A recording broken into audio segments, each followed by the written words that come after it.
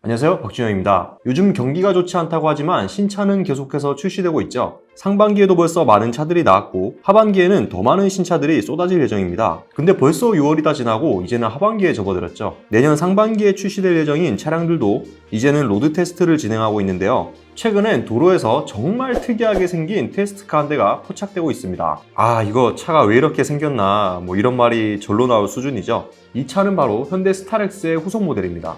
스타렉스, 대한민국 승합차의 표본이죠. 옛날에는 스타렉스가 나오기 전에 기아 베스타, 현대 그레이스 이런 것들이 있었는데 지금은 스타렉스와 마땅히 경쟁할 만한 승합차가 없습니다. 군대에서 옛날 그레이스 제가 운전 많이 했거든요.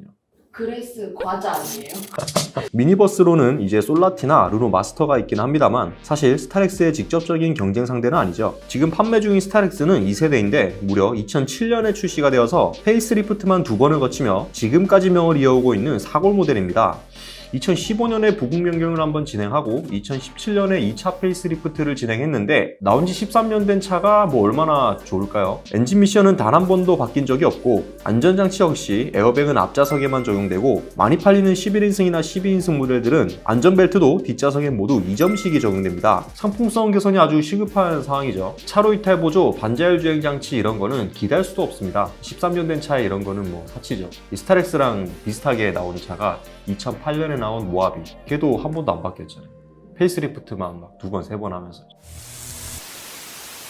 그래서 내년에는 드디어 스타렉스의 신형 모델이 나오는데요. 코드명 US4로 불리는 스타렉스 후속 테스트카가 포착되고 있습니다. 다시 봐도 정말 독특한 디자인을 가지고 있죠. 앞쪽은 싹둑 잘라본 것처럼 본넷이 아주 짧고 전면부 디자인의 절반 이상이 그냥 그릴입니다. A필러도 앞쪽으로 크게 빠진 모습이고요. 창문들도 정말 큼지막해서 이게 사이즈가 보통 차와는 비교할 수가 없는 수준이죠. 이 정도면 실내에서의 개방감 하나는 정말 최고일 것 같은데 조수석 창문을 보시면 이게 과연 아래로 다 내려가긴 할까 이런 생각도 드네요. 그만큼 전고도 높다는 거겠죠. 솔라티나 르노 마스터처럼 전고를 높여가지고 실내 거주성을 좀 더 개선하겠다는 의지로 보입니다. 승합차지만 미니버스 수준으로 높아진다는 거겠죠. 이러면 활용성이 아주 좋아지기 때문에 소비자들 입장에선 환영할 만한 소식이네요. 그래서 결론은 신형 스타렉스가 무려 13년 만에 기존 모델과는 완전히 그냥 다른 차다라고 할 수 있을 정도로 많은 변화를 겪게 된다는 건데요. 그래서 이름도 스타렉스가 아닌 스타리아로 바뀌게 된다고 합니다.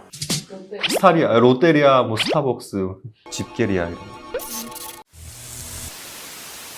그래서 많은 변화 포인트가 존재하는데 이제는 카니발을 사려던 고객들까지 스타렉스가 흡수할 수도 있겠다 이런 말이 나오더라고요.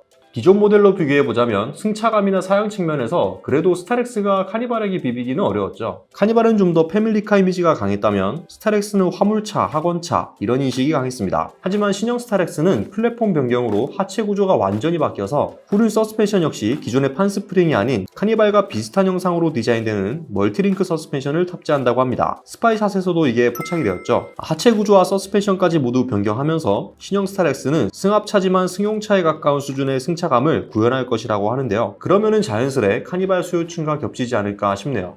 카니발보다 훨씬 크고 높고 공간 활용성이 좋은데 사양이 비슷하고 승차감도 좋아진다면 스타렉스를 패밀리카로도 충분히 활용할 수 있겠죠. 거기에 스타렉스는 카니발에 없는 비장의 무기도 존재합니다. 사륜구동인데요. 4WD가 사륜구동이잖아요. AT는 뭐예요, AT? AT? 네. 오토! 오토 맞아요. 자동기어. 18은 뭐예요, 18? 욕 아니에요? 타이어, 휠타이어 사이즈 18인치. 요냥 뒤에 에이, 잘못 만들었다. 신형 카니발에는 현재 사륜구동이 탑재되지 않는 것으로 확정되었죠. 하지만 스타렉스에는 사륜 사양이 존재합니다. 테스트카를 통해 이를 확인할 수 있었고요. 실내 역시 기존 스타렉스의 투박한 이미지를 벗어 던지고 미니밴 수준의 변화를 거칠 전망인데요. 기존 스타렉스도 어반 트림은 승용차에 가까운 대시보드를 제공했었는데 신형 모델은 여기서 더 좋아질 것 같습니다. 실내 일부분이 포착되었는데 먼저 요즘 현대 신차들에 두루 적용되고 있는 돌출형 디지털 계기판이 적용되었고요. 센터페시아 중앙 디스플레이 역시 10인치 이상의 크기를 자랑할 전망입니다. 거기에 변속기는 승용 라인업에 두루 적용되는 버튼식이라는 것까지 확인이 되었고요. 승합차의 특성상 실내 공간이 여유롭다 보니 운전석의 계기판 왼쪽에는 500ml 생수병을 놓을 수 있는 컵홀더도 별도로 마련되어 있습니다. 이 정도만 봐도 신형 스타렉스는 승용차에 가까운 변화를 맞이할 것이라는 걸 쉽게 알 수 있죠. 이름까지 변경하는 초강수를 두며 역대급 승합차의 탄생을 예고한 신형 스타렉스는 미니밴 수준의 주행질감을 확보하고 다양한 첨단 편의 장비를 추가하면서 카니발과 직접적인 경쟁 상대가 될 수 있을지 주목됩니다. 현재까지 들려오는 정보를 종합해보면 카니발보다 훨씬 넓은 실내 공간을 가지고 있기 때문에 활용성만 놓고 본다면 스타렉스가 카니발보다 우위일 것이라는 분위기이긴 하네요. 이 정도면 차후 들려오는 추가 소식을 기대해봐도 좋을 것 같습니다. 내년 상반기 출시될 신형 스타렉스는 과연 기아 카니발을 견제할 수 있는 역대급 승합차가 될 수 있을까요?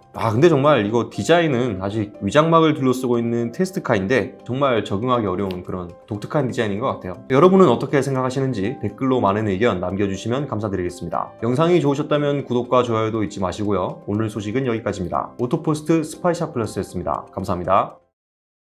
정차할 때마다 심한 진동이 생긴다는 중대한 결함이 이슈가 되는데도 인기 모델들의 인기가 계속해서 유지되는 적당히 지저대다가 알아서 조용해질 겁니다.